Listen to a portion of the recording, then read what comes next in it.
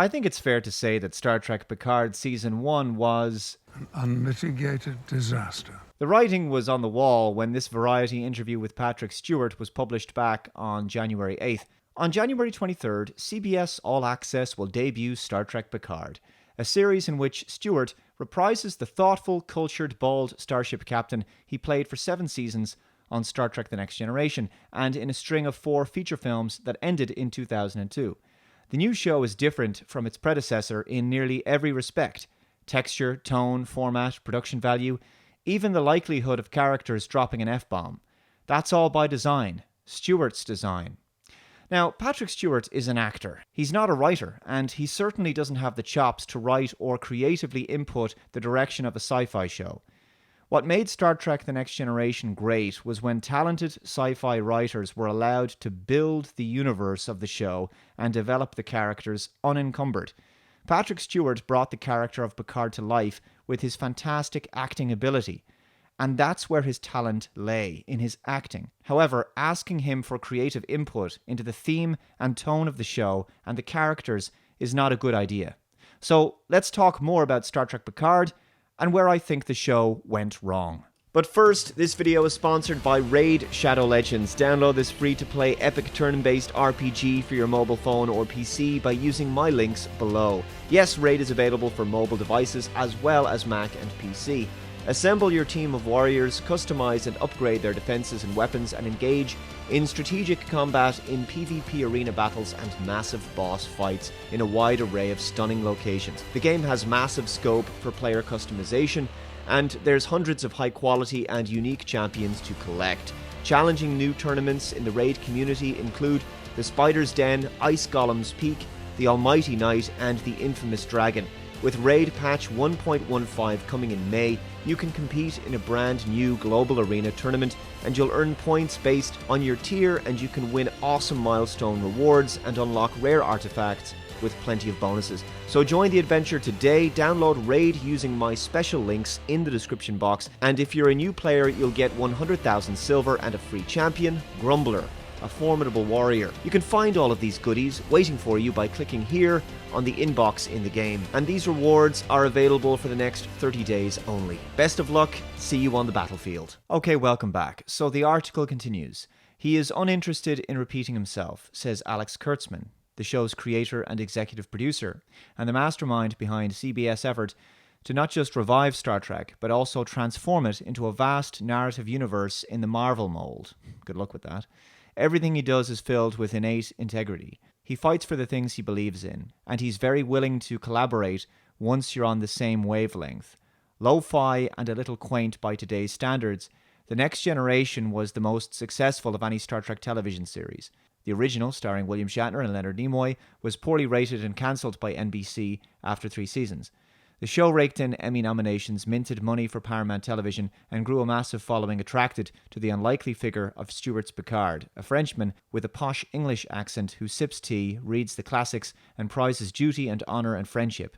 The Next Generation presented a humanist future in which issues like poverty, race, and class have long been sorted out, and conflicts are more often resolved through negotiation and problem-solving than at the point of a phaser pistol. Well, all of that seems to be undone with Star Trek Picard. Stewart had no desire to go there again. I think what we're trying to say is important, he says. The world of The Next Generation doesn't exist anymore. It's different. Nothing is really safe. Nothing is really secure. Now, as a consequence of these major changes to the franchise, by writers who I don't think knew very much about Star Trek, or didn't care to stay true to the original Roddenberry ethos and optimistic, hopeful philosophy, Star Trek Picard instead embraced nihilism that we're seeing with so many genre TV shows. It's edgy, dark, bleak, and generally unpleasant to watch, and filled with unlikable, unrelatable, and underdeveloped characters. Jean-Luc Picard himself has become a broken man, living alone in relative seclusion, hiding away from the world, because of some past disgrace and failure during his time as Admiral when the Romulan evacuation crisis took place. I guess it's easier to destroy than to create. Patrick Stewart may have been attracted to playing a very different version of Picard, one with sorrow and pain in his heart, And that's certainly interesting from a King Lear Shakespearean perspective, the kind of tragic folly of a character who was once great. But it isn't true to the character or to the vision of Star Trek. And this tone and direction, it's antithetical to the franchise's core philosophy. To make matters worse, the central problem here is that this new backstory for the character makes no sense. It wasn't even Picard's fault that the entire evacuation effort and the political decisions of the Federation ultimately scuppered his plans to save the Romulans. What's more, the contrived synthetic ban made no sense and completely violated canon. Androids seem to be treated as nothing but slaves in the future. Good morning, plastic people. Good morning, Mr. Pincus. Despite it already being established that they have rights, like Data did. And why didn't the synthetic ban extend to holographic life forms? Anyway, the show was mired in crude attempts to connect current-year politics regarding a refugee crisis and nationalistic isolationism. Hence the Federation starting to sound like a very different organization. The Federation does not get to decide if a species lives or dies. Yes, we do. We absolutely do. And I also have to mention the profanity. This was just disgraceful, and a lot of fans really resented it. Sheer fucking hubris. Shut the fuck up. Sorry, I had to fucking ruin it. I hate that fucking hospitality hologram. Somebody else can fight that fucking synth. Why does it have to be me? Well, not that the powers that be seemed to care all that much about fan complaints. This article is from Bounding Into Comics. Star Trek Picard showrunner Michael Chabon admits he wanted to piss off or provoke people. Well, he certainly succeeded there. Showrunner Michael Chabon admitted he wanted to piss off or provoke people with his first season of Star Trek Picard. These comments and more came in a lengthy discussion the showrunner had with Variety to promote the final episode of Star Trek Picard. Variety's Adam Vary went right for the $1 million question and asked Chabon, so were there things about Picard that you knew you wanted to do that you could sense would test some boundaries for fans? Chabon answered, sure, to the extent that I was aware of the kind of toxic fandom, the anti-SJW, sad little corner of fandom.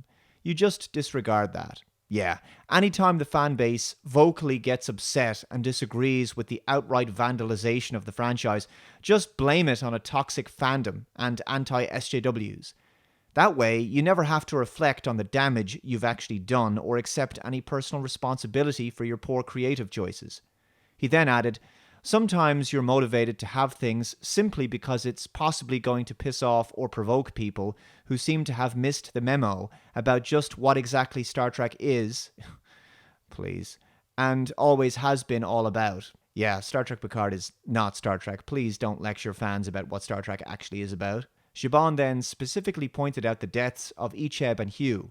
In the course of this season, we showed the death of Icheb, who was a recurring character on Voyager, and then the death of Hugh, who was a recurring character on TNG. When we talked about it, we definitely had a sense of there's probably going to be some people who are upset that these characters have died. It wasn't just that the characters died, it was the way they died. Icheb's gruesome death was just so over the top and one of the low points of the first season. It was just absolutely disgusting. Pure shock value. It was very disturbing, very difficult to watch, and as Robert Meyer Burnett pointed out, life is pretty cheap in modern Star Trek. And graphic violence was a regular occurrence on the show. Really awful stuff. That and Giratti's frequent vomiting. Whoa! Oh! That was pretty much my reaction to the show. Characters like Seven of Nine are now quick to commit murder and violence, and brutal deaths of characters are regular occurrences. Then there were the pointless characters like Elnor. He's wooden, shallow, and he just basically stands around and occasionally says a few lines now and then. The weekly Soji Narek scenes on the Borg cube went basically nowhere and just really dragged. The mystery behind Soji and her sister Daj was basically boring and predictable. Raffi, an old friend of Picard, seems to spend most of her time berating him for almost everything he does. And as I joked on my second channel, oh, you want to go on a super secret unauthorized mission? Yes, I do. I want to find a member of the Coat Malat. Then I have to find Bruce Maddox so I can rescue Daj's sister from the Tal Shiar. Oh, you want to pick yourself up a nun? Yes, Raffi. What's the problem? Also, I want to bring Agnes with me on this mission. Oh, you want to bring Agnes here on your super secret mission? Yes. And I also want a cup of Earl Grey tea, hot. Oh, you want a cup of tea, JL? You want to have another cup of your favorite tea that you've been drinking for years? Rafi, will you stop calling me JL? The fans hate it. And will you stop questioning everything I say and do? Oh, you want me to stop calling you JL and constantly lecturing you? Where were you when the Romulans needed you, JL? There was no way to save them. Liar! I don't own all the starships of the Federation, you know. You didn't even try! That Meryl Streep lookalike wouldn't give me any ships. There was nothing I could do. You could have helped us, Picard. How? I didn't have any ships? Liar! Fuck off, Rafi! JL, just admit that every bad thing that's ever happened is your fault! No! No! Constant arguments, F-bombs, decapitations, murder and gory scenes, suggestions of brother-sister incest, shitty science, bastardization of the Federation, and a bleak dystopian outlook. Now that's the 90s Star Trek that I remember. Of course, this is all happening when she isn't getting drunk or high. Also, alcoholism was rife in this depressing new Star Trek. Every character has some past trauma or pain to deal with. The science of the show resembled something closer to magic. Data's consciousness can be cloned from a single neuron, apparently. Past moments in time can be holographically recreated with forensic molecular reconstruction, and this sonic screwdriver type device can repair anything if you just hold it next to something that's broken and imagine that it's being repaired. Many characters in the 25th century also seem to speak in a very contemporary 21st century millennial way. Dude, I'm a fellow in artificial intelligence and quantum consciousness. Wow, that's pretty cool. Yo, F8. You get into any trouble last night? Hell yeah. Oh yeah? Doing what? Nothing. Oh yeah. Hell yeah. Romulans also have regional Earth accents for some reason.